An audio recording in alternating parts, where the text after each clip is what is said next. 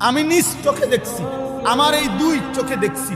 মাজারে রাস্তার থেকে দাঁড়াইয়া আমি দেখছি মহিলা তার 6 বছরের বা 8 বছরের বাচ্চাটাকে সাথে নিয়ে মাজারের মধ্যে সেজদা দিতেছে। মহিলা বাচ্চাটা দিতে চায় না, মহিলা এমনি মাথাটা জাতা দিয়া চাপ দিয়া বাচ্চাটাকে সেজদা করেছে। হাই মা, তুই কি করলি? তুই মা করলিটা কি?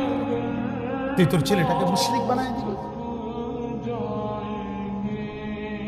আল্লাহ তাআলা যার রক্তে ঈমান দিছিলেন, যাকে সৃষ্টি লগ্নে আল্লাহ ঈমানের নিয়ামত দিয়ে দিছিলেন, আল্লাহকে মানার, তুই মা তাকে মুশরিক বানায় দিলি। মা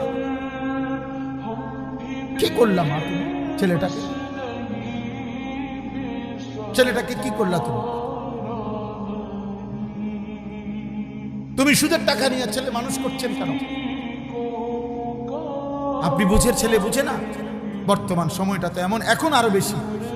4 বছরের বাচ্চা যা বুঝে, আগের দিনে 40 বছরের ব্যাড হইতে এত বুঝতো না।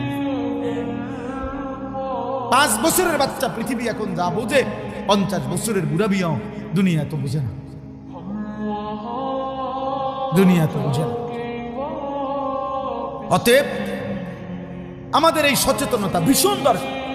এই বাপ, গ্রামে থাকেন আর শহরে থাকেন, সম্পদ কম থাকুক আর না থাকুক, অভাবে থাকেন আর প্রাচুর্যে থাকেন, মৃত্যু আসবেই, কবরে যেতে হবেই, আখেরাতে মুখোমুখি আল্লাহর হতে হবেই, আল্লাহর মুখোমুখি হতে হবেই, মালাকুল মউত আমাদেরকে নিয়ে যাবেই।